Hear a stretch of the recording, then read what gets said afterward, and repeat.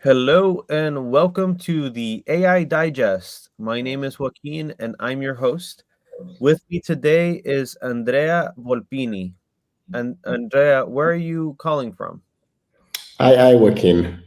First of all, thanks for having me here. I'm calling today from Milan. I'm officially from Rome, originally from Rome, but today you're calling, and I happen to be at the office of one of my investor in Milan. I have to say, with complete honesty, Andrea, that I'm very jealous. Um, so you're an expert in generative AI and knowledge representation, search engine optimization, and entrepreneurship. You've been doing this for some time now. Would you be able to tell us a little bit more about your background? Yeah, I mean, I've been working on the web for the last 25 years in different position roles. But I always been starting up businesses around platforms online that one way or another help people and organization publish content. And so I've been in the content industry since the very early days. And you mentioned earlier, before we started recording, that there came a point in your early career, in your academic career, where you went to America and you had a decision to make as to whether you wanted to live in America and build something there, or go to Italy and build something in your home country. So, what was that like, and what were you thinking? I think that's a big challenge that many face, especially if you come from a country like Italy. There is a lot of potential, but the reality is that the market is it's way smaller than what the international market is. And so I've been always succeeding in building international businesses. And I think that if you make business in places like Italy, you kind of gain some level of resilience that make you robust. But at the same time, I would not be where I am without working on a broader market since the very early days. And around the time that you were 17 was when you pioneered the beginning of what we can call an agency today around content. Kind of, yeah. I think I started to work on building web pages when I was still in high school, and I was doing this with a school friend that is now the CDO of Wordlift. So we kind of went through a lot of entrepreneurial adventures, and I think that what kind of made me feel happy and excited was really how the internet was able to connect people, how the internet was giving word to a lot of people, how this cyberpunk vision that we had from science fiction books was becoming a reality. And that's still drives me today. I mean, if you ask me why you're doing what you're doing, I mean, I do it because I love it. I couldn't do anything else. Is this where these nickname Cyber Andy comes from? The ethos of a cyberpunk future? I think so. I mean, CyberAndy was my first email address on American Online in 1994. And since then it's been kind of my digital identity. And so absolutely, yeah, I'm vintage if you want. Totally vintage. Vintage is cool, man. So let's talk about that initial agency. You know, you worked on it, you built it, you're kind of learning how to work in a business environment with a lack of technological infrastructure. Customers didn't know exactly what you were providing, and they weren't sure what the ROI was. You had to educate your prospects, and you had to push your business forward very tenaciously, as you said. Can you Yeah, tell me more about that? I think that's really kind of my true DNA, like working on an environment that has to be defined. And it's always been like that. Innovation is not about replicating stuff that work. It's not about knowing what you're doing. It's not about market feed or a lot of these expressions that then you learn along the way. Innovation is really about finding a place between different domains, finding a sweet spot between different area of competence, and try to pull things from one side to another and try to see if it sticks. And sticks means that creates value for other people in a sustainable way. And that's what innovation is all about. And if you ask me, what have you been doing in 25 years? I've been working on innovation within the context of online marketing, online publishing, and digital ecosystem, I think. Yeah. But you also said once you went through your first company that you also went into some sort of internet provider infrastructure where you started Yeah. supplying people with internet so that they can get on the web and I think when you do innovation, you start realizing that you need different components, and your idea will not live in outer space. It's within an ecosystem, and so you have to look at this ecosystem, and you have to kind of do everything that you can in order to sustain it and build it in some cases. And so there's no point in creating fabulous web pages in '95 if there are no people online. And '98, I started to do the first online streaming. So '98, connectivity was so limited. We were beyond the trumpet windsock, but we were still on a platform that wasn't really able to transfer complicated images. And so we were kind of broadcasting still images in a sequence. And then we had these first real audio that was kind of bringing the streaming of the audio track. So you have to build the infrastructure around you. And then when I started to do more startups, then I realized that startup pretty much in the same way only survive if it's within an ecosystem of startups, if there is someone that you can work with, if there is a network of partners. And so I started to work more on R&D work, research, spin-off from research, because you have to look at the full ecosystem. And then as you came into the market, you started doing something innovative, you realized there's a whole more that needs to be done for me to even fill this gap, because Yeah. this gap doesn't even exist. Let me Yeah. build a thing and I'll fill the bigger portion of the gap, but I can be multiple parts of this marketplace. Yeah. You sold the first one and then you built another iteration of that. You went to the 2.0 of the agency model, and I started to work on research in between, because I was I realized within this realm of uncertainty that is the real key element of anything innovative that I could have done, that we needed to look at how the web was going to be transformed into a web of data.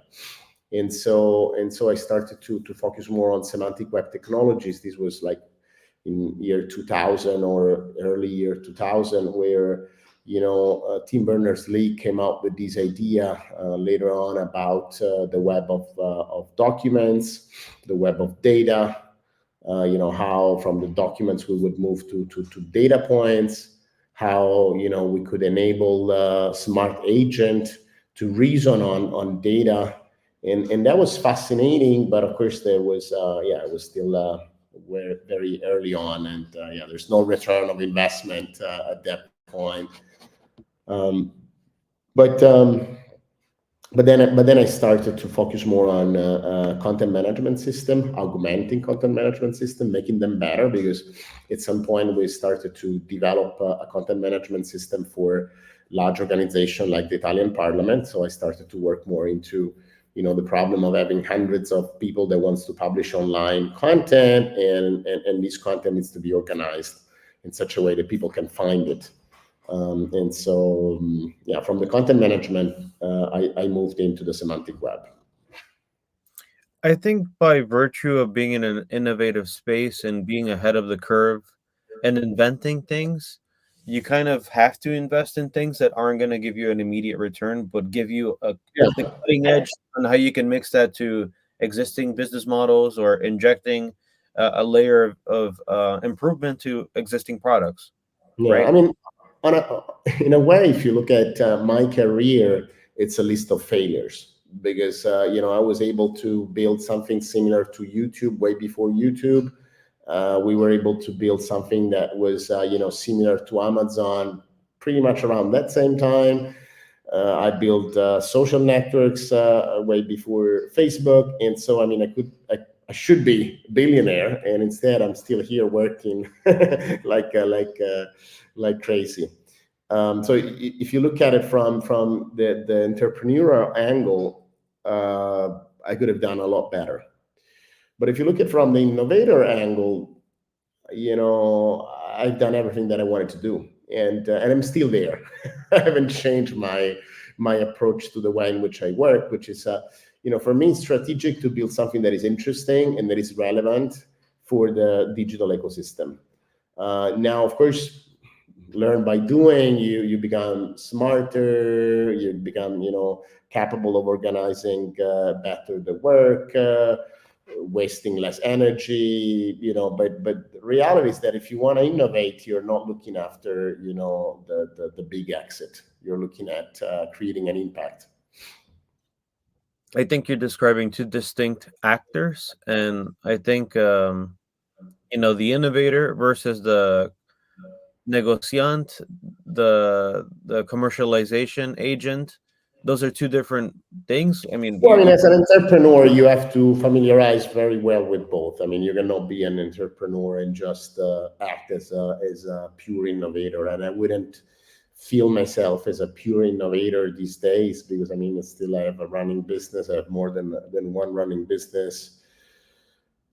I'm highly focused on growth. I mean, but still, if you ask me what keeps you awake at night, I mean, it's not, of course, the impact on the commercial. It's of course the impact on the technology and the innovative side. well, I salute you for pursuing your passions and having that lead to the next thing and the next thing and the next thing and the next thing. And I'm sure it has had a compounding effect on the trajectory of your career and the opportunities that you've been able to pioneer. People come to you for new, right? I mean, I Right, think right. That's the beauty of it. I mean, the beauty of it is that still right now, people come to companies like Wordlift because they want to innovate. They want to change the way in which they've been doing things. They don't know what to expect. And for years, I've been selling this abstract concept of building knowledge graphs. I mean, I started building and selling knowledge graph in 2011. It seems like a lifetime ago. Um, and it was hard to explain why we needed semantics and what was this idea of intelligent agents that would reason over the data that we would publish in the form of open linked data. It was pure madness in 2010 2011 when we started.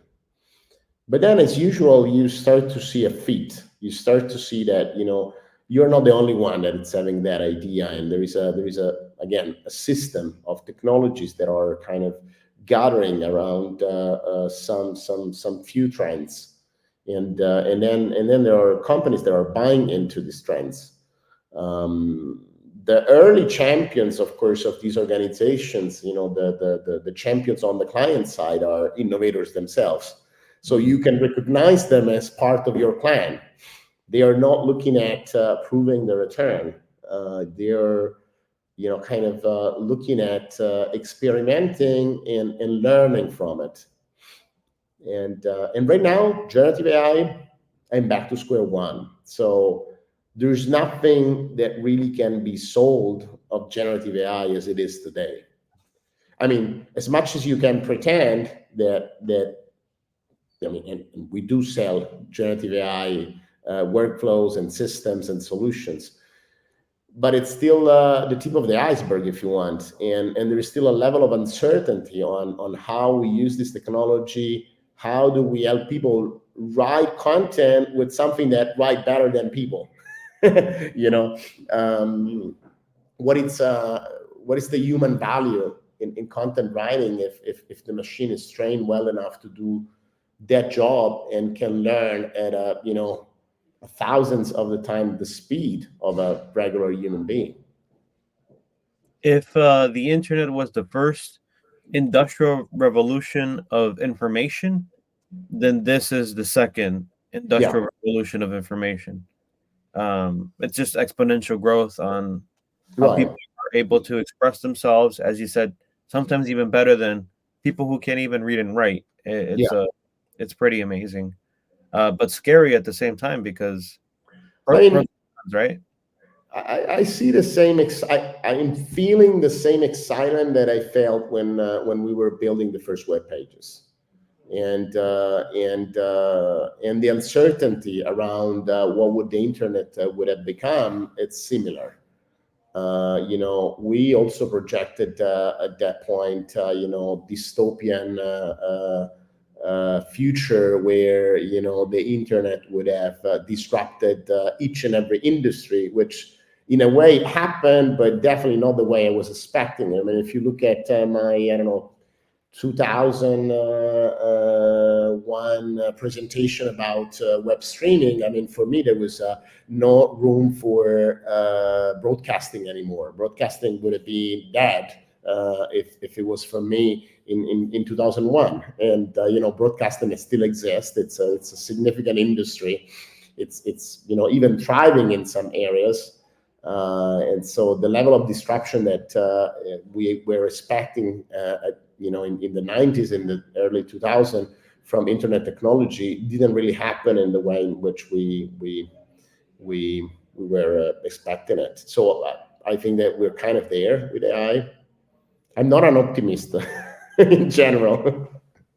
Is that a sentiment that's shared by your paisanos, or do you think that Italians are more optimistic as a people? I mean, optimism. I think it's a complicated concept to analyze because it's very subjective, and it's dependent on where you are in point in time. So you have to kind of compound everything by looking at the context where things are coming from. And I think we can be optimist in the sense that human creativity will thrive, but I think that we have to be extremely careful in kind of stay away from the this acceleration that kind of makes things unhuman.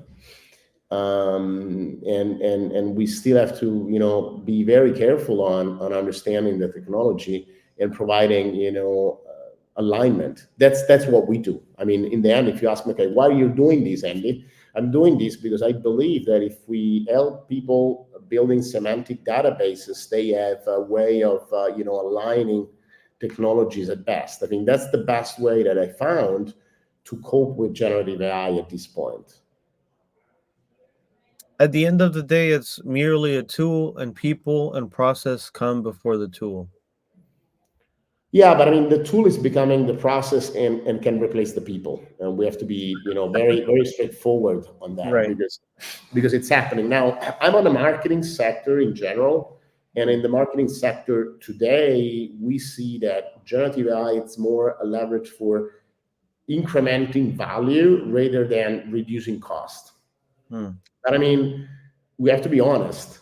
The line between the two it's subtle and moves very fast because one point you are creating additional value that wasn't possible before, which is what we're doing now, but then the next day maybe you just change the way in which people are working, and then the next day there's no longer that job for these other person that haven't had a chance of adapting themselves to a new environment. And so there is a bigger social issue that needs to be tackled as we progress and advance with these technologies. So let's take this back to the area of technology and talk about your area of expertise, which, as we outlined earlier, includes generative AI and structured content and, developing an innovative product. You talked about consulting services for workflow and helping people shape the organization procedures that will help them maximize the benefits from these new things. Um, so let's talk about AI agents for SEO, symbolic AI, and LLMs. Yeah. So I think that we tend to think about large language models as a universal and very well defined piece of technology that brought AI into the mouth of everyone, right? And this is primarily because ChatGPT has been introduced to the masses, and so language model had become a commodity.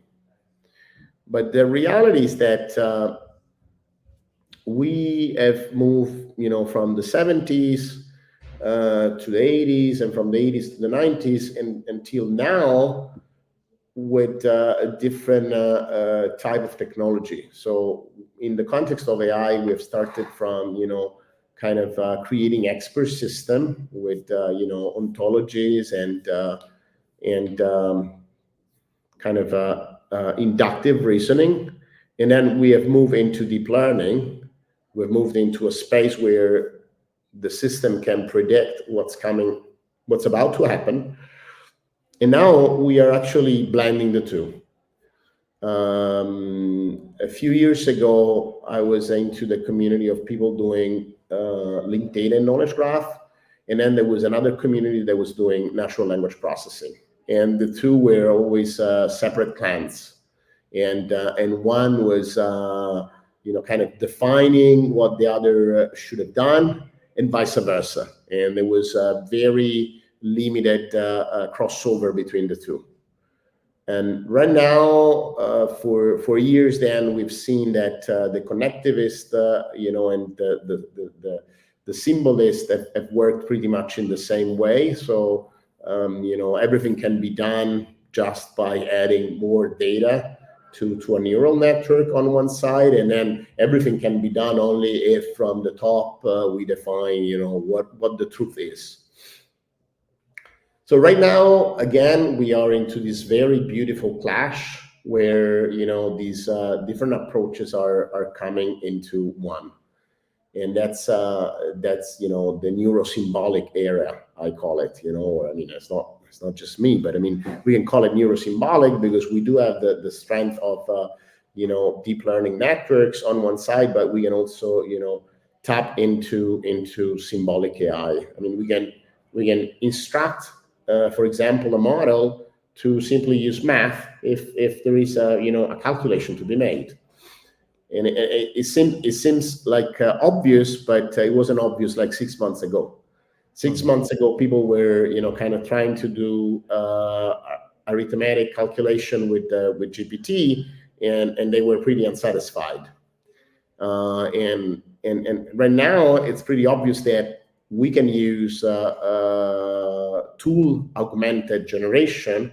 So we can use models that can actually activate tools in regards to a given context. So if you need a calculator, you can just use a calculator. And if you need to, get from a knowledge base the name of the mayor of New York, you can do that. You don't need to remember it within a network of connection of a large language model. That's totally inefficient. It's eye-watering in terms of cost. It's in any case prone to hallucination, and and there are a lot of other issues, but we can start combining things, and that's what an agent really is. An agent, it's capable of reasoning, so it uses a language model as a reasoning engine, but then he has a set of tools that allows the system to get different pieces of information and make a synthesis of it. And this is brilliant, and this is extraordinary in terms of versatility.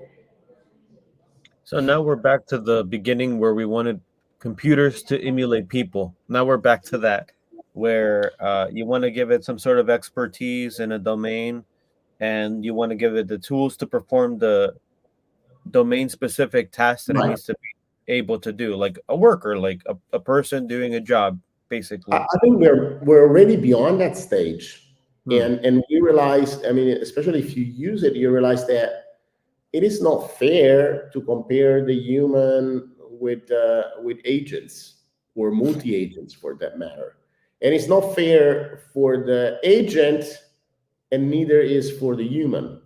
And in the last year, we've done several projects where our technology has been evaluated as human editors with the same principles of human editors, Hmm. and it's been very tough, especially if you are on the side of someone that has to build the technology and making it work, and then you get an evaluation like in school, as if you're replicating a human being, and it's impossible to replicate a human being, and we're not creating workers like we had in our human society. We are creating different type of beings that are capable of doing other things, and that's the strongest realization, is that first you cannot benchmark human intelligence and artificial intelligence on the same terms. You have to have a different way of evaluating intelligence and tasks. And second, you are not replicating what you were doing with the humans. You're doing something completely different. And this is very simple. I give you an example. I mean, we do a lot of work for large organization, retails that needs to create product descriptions. And this is a very complicated task if you work for brands like Dolce & Gabbana, or you work for brands like Farfetch, or you work for brands, within the context of fashion, where a single word can kind of position the product on one segment or another. Hmm. And and by doing this, we realized that it wasn't a good option for us to get the best content that the editorial team had worked on and then train the models on these. Because the reality is that no one had created the content that we were able to create using, generative AI. Because of the scale, of the reduced cost, we were creating a completely different content. So tell me more about that. The difference in that content. I mean, you can't articulate taste to a machine. It's far too complex. But So it's complex to articulate taste, or to kind of inject some level of subjectivity, because of course you're dealing with symbols and rules, and decision tree. You can add some fuzziness, but you're still kind of kind of making a circle square. And on the other side, though, you can do a lot more with a lot less. So you can take the luxury of serving the demand of an hyper personalized content piece that would be otherwise impossible. You never thought about creating that piece of content for these pages because it would have been too costly, and there's no human being that should be put into the condition of creating and writing that content, because it only has some limited value. I mean, looking at content distribution, you can work on a niche, but working on a long tail, it would be impossible for human labor. I mean, there's no cost effectiveness in our society for creating that part. But I can do that with generative AI, and I can create value which is measurable, which is replicable on that long tail, for example. so take me through what it would be a normal engagement for you to talk with an organization that wants to boost their standings in the internet. I mean, Yeah. they're coming to you because they have deep knowledge expertise. Clearly, they have a complex product line, and they need to kind of wrestle with how do we describe this internally and enrich the information that we have on this product, and then how do we make that information available to the market so people know what the hell we sell and what it costs and what are other capabilities that we can bring other products to the market. Yeah, I think that in simple terms, people come to us for innovating on their SEO. I mean, SEO is a very limited definition of what we're doing these days, but it's still very broad if we start to kind of change the mindset and think of SEO as data scientists that analyze the demand on the consumer side and the structure of the content on the company side. So people come to us because they want to innovate on their digital marketing and SEO front. And they come to us because they have found that digital advertising, it is expensive and it's not as reliable as they might have think, or there is an opportunity to do digital advertising even better. And they are realizing that data, it's key. Data quality, it's key for their marketing efforts. That's kind of, the starting point of the engagement. And then we have to analyze, dive into the customer journey that they have and try to understand where are the opportunities where we can plug Wordlift and create a measurable impact that at least it's generating a 3x return of the investment. And this is also something that is kind of making us standing apart from the traditional way of selling SEO, is that for me, SEO is a channel of acquisition. And as a channel of acquisition, we have to sell it with an impact on the bottom line. So we have to come to the client and say, okay, you give me $1, I have to give you at least 3 back. And if I'm not going to give you 3 back, you're not a good client for me, and I'm not a good supplier for you. And this is very straightforward, but it's also extremely distant from traditional SEO approaches, where everything depends. And of course, there is a third party, which is Google, that it's out of control of anyone, and there is no way of guaranteeing things. But because we use generative AI and because we use knowledge graphs, we can scale stuff. And so even if I'm creating, a small impact, as long as this impact is sustainable and it's creating value in the customer journey, in the end user, I can scale it, and therefore I can bring you the guarantee that I'm bringing value back at least 3 times. At least, because I mean, a typical scenario, you would ask for 5x or 8x, because that's, we have to compare ourselves with paid. Right, but this is a far-reaching and longer-term return on investment over the long haul as well, right? I mean, being able to cultivate and keep things internal over time builds authority, builds a brand positioning. People come to you because they see that your company is producing more educational content, Right. richer content. So in the long term, it's a seeding and investment working with you. But it's interesting that you also put that there are clear ROI metrics even as when you begin. Yeah. Yeah, because otherwise, generative AI, it's a foggy umbrella term that doesn't lead us anywhere. And besides the fact that we know it has to be ethical, we know it has to be safe, we know it has to be aligned. And these are the first challenges that we really have to cope with. But then why we're doing it is because it has to create an impact on the bottom line. We succeed when company working with us are thriving and growing. We succeed when the champion on the company side, it's making career jumps.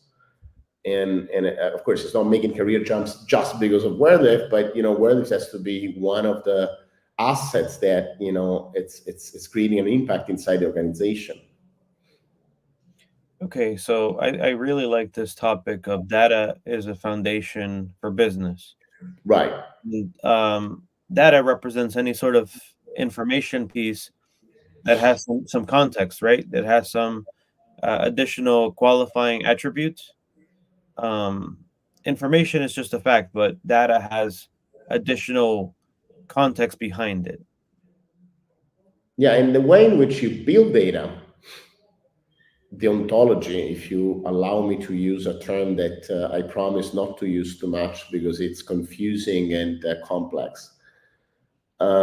It's where you move the needle as an organization and also as an individual. And this applies to the large organization, but also to the small organization, because if you are not taking deep care of your data and the way in which you're structuring your taxonomy, the way in which you're organizing your information, I mean, what value do you expect from this wave of generative AI? I mean, what do you expect to happen? I mean, how are you remaining relevant? What is the relevancy if you're not working on your data? And that can be, you know, as simple as organizing, you know, the tags and the metadata in your podcast, and it can be as complex as, you know, enriching a product catalog of 100,000 products. Before we started this call, before we started recording this call, we were talking about coffee and how coffee can be as diverse and as rich as wine.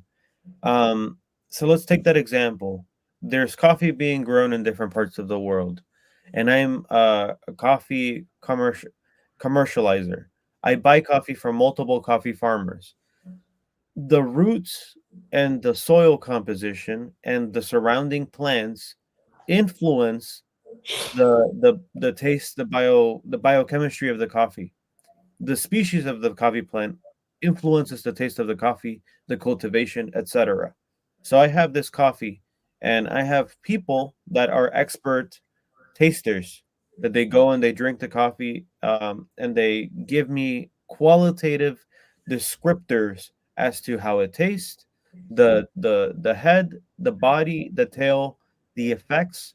I can go and take this to a scientific laboratory, and I can measure the caffeine. I can measure the chemical composition of it.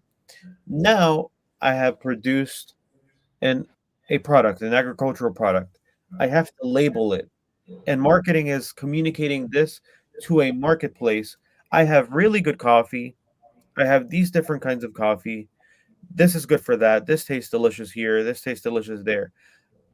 Now I need to structure that in a packaged vehicle that can be distributed, right? Because distribution is what enables me to communicate the right message to the right kind of person, as you said, in different stages of the customer journey. I might not know about coffee, but understanding that there's something that tastes like this is going to pique my interest and build my awareness around that. Telling you that I can sell it at this price point is going to give you the idea, should I try this product because it's a nominal it's a nominal fee for me to taste something new and experience something new. And then once you buy and there's some sort of relationship that we have, you can continue to buy and we can build that relationship because I can continue to educate you and give you more products like that.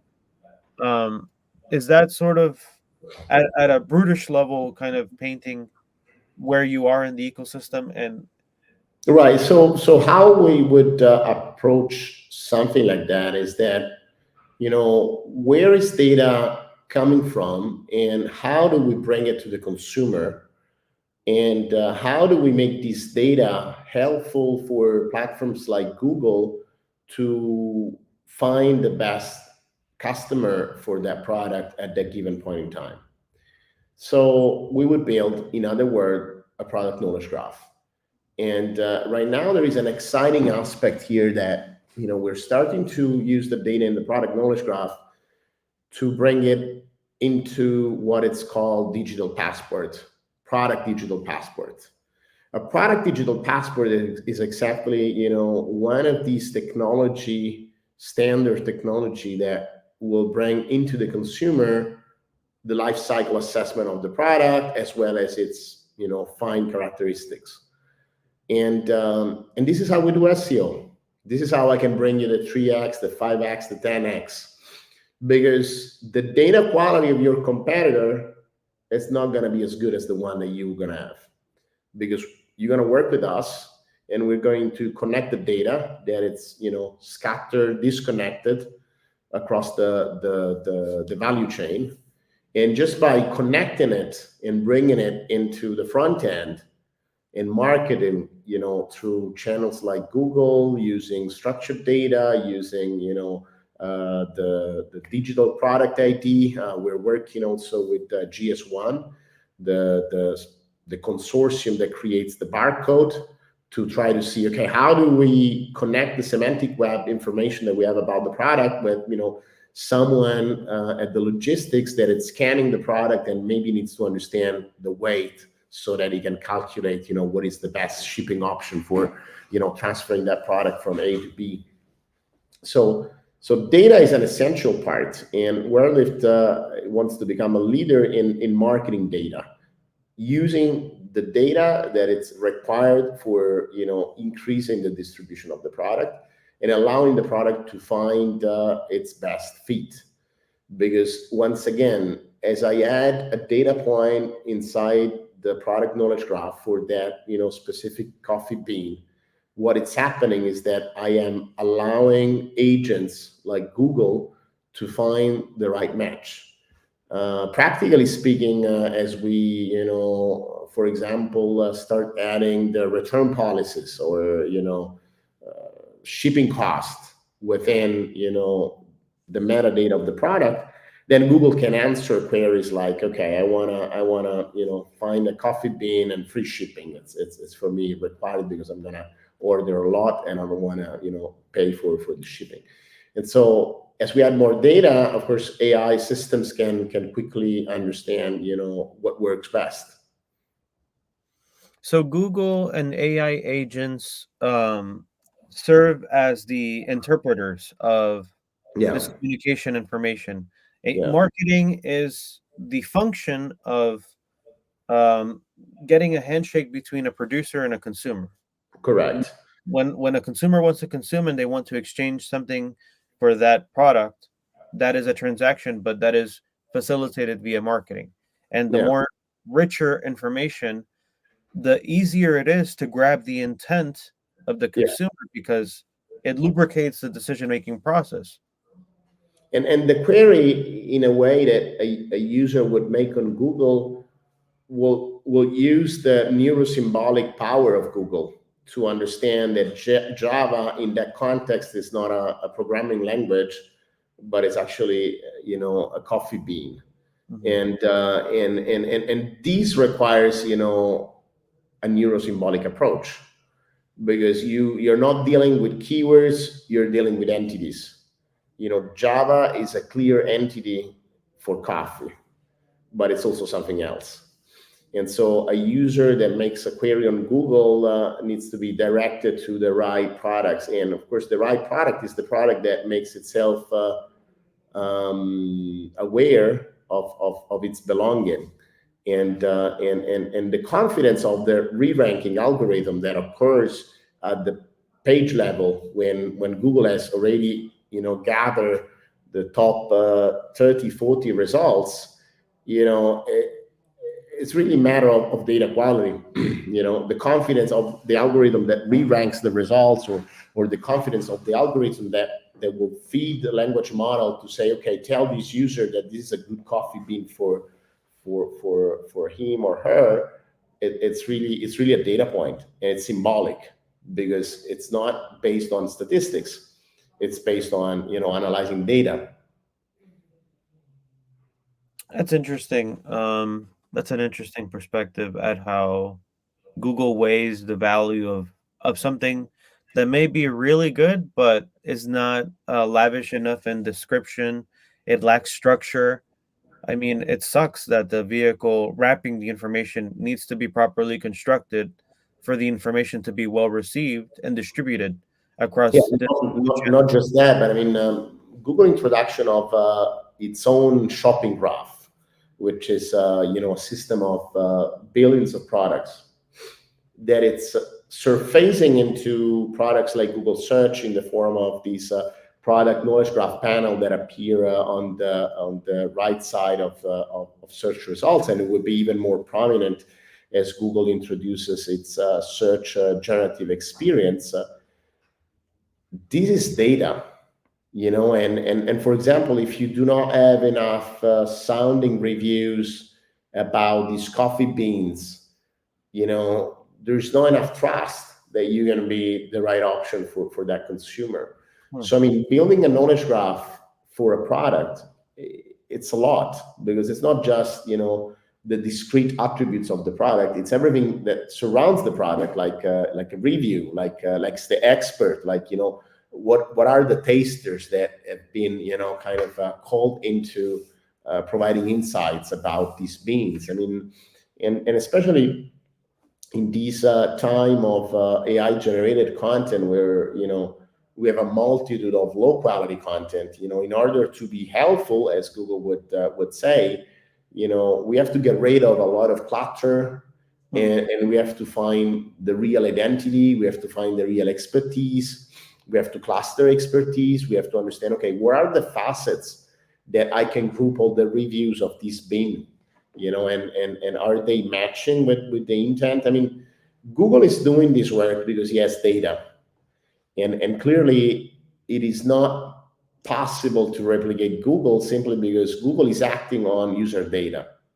You can build the best neural search engine, but as long as you don't capture the data that Google captures, then there's no gain. There hasn't been no gain. Now, with generative AI, things are kind of different, or I hope that there would be more diversity.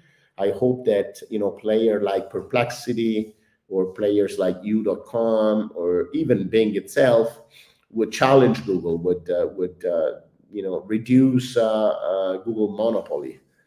But the reality is that Google has a tremendous amount of data that makes it Google.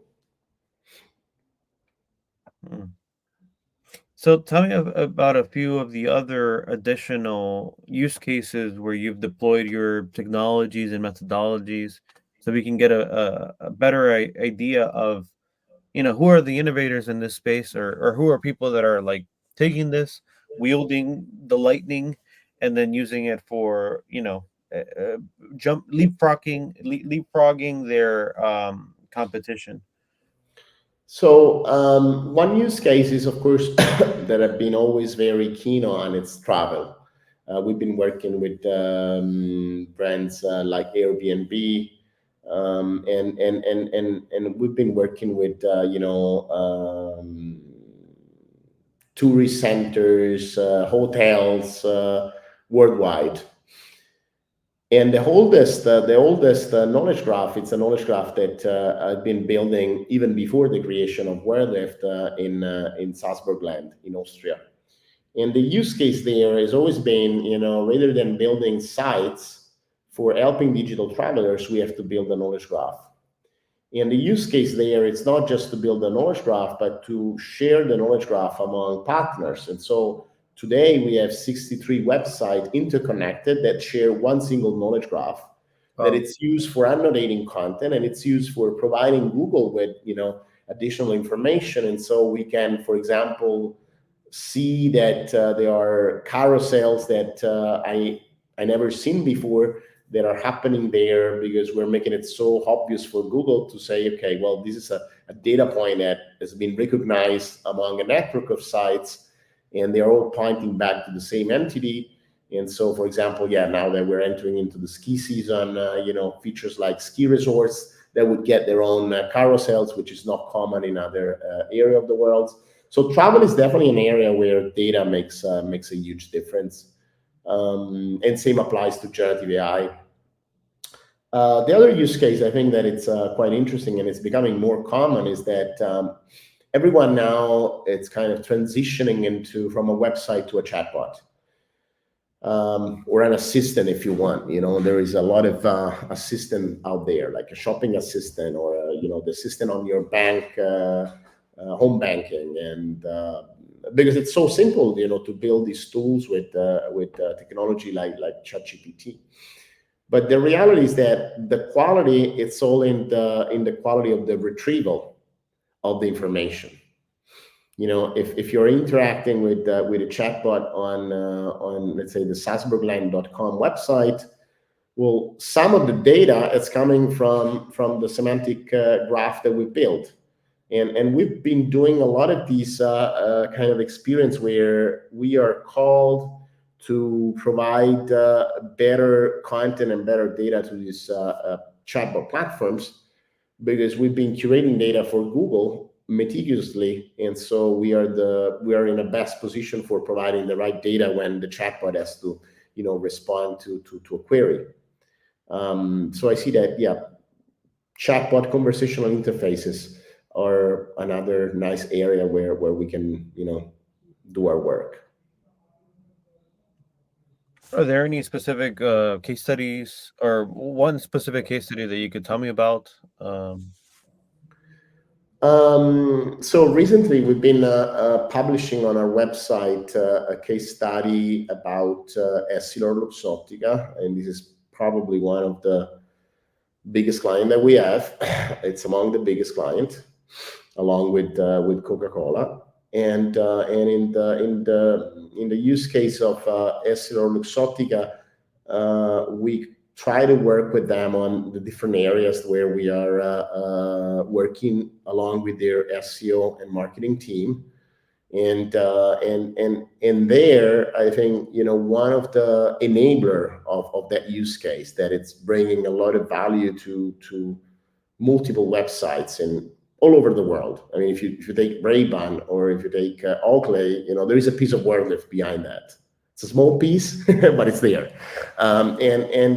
But behind that, we have built an eyewear ontology. So we have built an ontology first and foremost for the eyewear product, because EssilorLuxottica, exactly. So I can describe each and every piece of that product, and because we've done that, we now have a very powerful knowledge graph, and we can make very interesting queries on top of this data, which the client had already. But because now it's semantic, we can immediately turn it into value within the context of SEO. But then, of course, we are saying that, okay, if we can do it with SEO, then we can do it for the internal search, then we can do it for the chatbots. We don't have chatbots there, but I mean, there are a lot of other area where connected data bring immediate value. So let me ask you a question here. People learn, people build and generate knowledge organically through experiences, through ingesting other reservoirs of knowledge. They write their knowledge down and they document it. Is the commercial concept behind Wordlift the idea that you take static words and you lift their representation and you connect it? Yeah, that's cool, man. Yeah. So we get data from different data points. It can be the product information management system, so where you have all the catalogs. It can be the list of hotels in a region. It can be the list of ski resorts in a region. It can be the merchant feed that you're publishing on Google about from your e-commerce. It can be even the crawling data that you're getting from tools like Bodify. We get this data into the graph and shape it by looking at pre-existing content that you have into an ontology. This can be very specific and defined, like the eyewear ontology, or it can be broad, like the SEO ontology that we are working on right now, so that we can give sense to the data. For example, practical expert is that typically you have product data here, and then you have a third party for review data. Maybe you're using, I don't know, Trustpilot for reviews, or Buzzard Voice for reviews, and product data is here. You are connecting these only on the front end of your website, because you know that the consumer needs to see the reviews there. Credibility. Yeah, they need credibility. Right. But reality is that the data remains disconnected, So if you're going to build an app the next day, then you still have to kind of combine these two pieces of data that are coming from different data silos. The graph blends them together, gives them, gives a unified view to Google first, but then it provides APIs so that, the next one building an application or a chatbot can actually get this unified view of product and reviews, which is the extreme value, for your existing offering. If every database has an API, you take all those APIs and you zip tie them together, you harmonize them, and you provide one point to harmonize and distribute information. Right. This is an SEO exercise at the same time, because how do you harmonize data? It's how you interpret the demand of the consumer. And that's the point. The point is that you are building the long-term memory of an organization by connecting data that they already have. But you have to give a sense, you have to give a meaning. And that's what the SEO team has the best skills to do. That's why I love to work with SEOs. That's why I love SEO, because it's a way of connecting the demand. So what people are searching, whatever platform, whatever universe you are. I mean, doesn't need to be Google, can be your own chatbot, can be the internal search engine, can be, I don't know, u.com, can be a syndicate with the data that you have in-house. So what you're saying is, and demand is a bit of an abstraction from the intent of multiple consumers wanting to fulfill one need, right? Or a thing. I have a problem. Many people have that problem. The producer of that solution is rich with information. SEO is the bridge. Correct. That's what I see SEO evolving. That's why, when people say SEO is dead, I mean, Google is in trouble, it's not providing relevance. I mean, SEO in terms of becoming findability expert and ontology designer, it's born today and it's going to thrive. Do you have any words of advice, words of wisdom, something to put fire in the belly of up and coming, innovative entrepreneurs? I don't know. I mean, I think doing what you love, it's a necessity, because you're gonna stay up at night, and so you better do it for something that deserve your full attention. And what about breaking into markets that require continuous education of their prospective customers?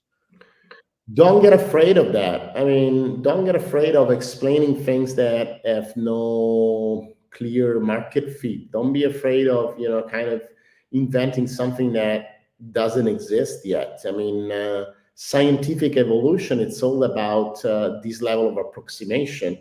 And business, it's a form of science. It's another form of science in today's society. So, I mean, we have to iterate, we have to make hypotheses, we have to fail, hopefully fast, and we have to educate. There's, of course, there is a lot of easy way to make money. So if you are totally into money, then don't listen to me. But if you are into creating something new that doesn't exist, then follow the advice of not being afraid, and have fun educating people, and have fun also understanding things. I mean, what do I understand of the technology that I have now is not what I would know of this technology 6 months from now. It's a continuous process. There's no way of cracking it. I cannot say, okay, Wordlift is the ultimate product, you need it now. I mean, I can tell you how people can leverage on it today, but I will continue to investigate and try connecting dots along the way. Who should reach out to you? Who? Typically, I mean, anyone that is trying to innovate inside an organization and wants to change the way in which marketing is designed, anyone that is kind of considering the value of data within the organization and is trying to struggle to make it happen, should reach out to me. Wonderful. Well, Andrea, Cyber Andy, I appreciate your time, and yeah, thank you for being a guest. That's awesome. Thanks to you.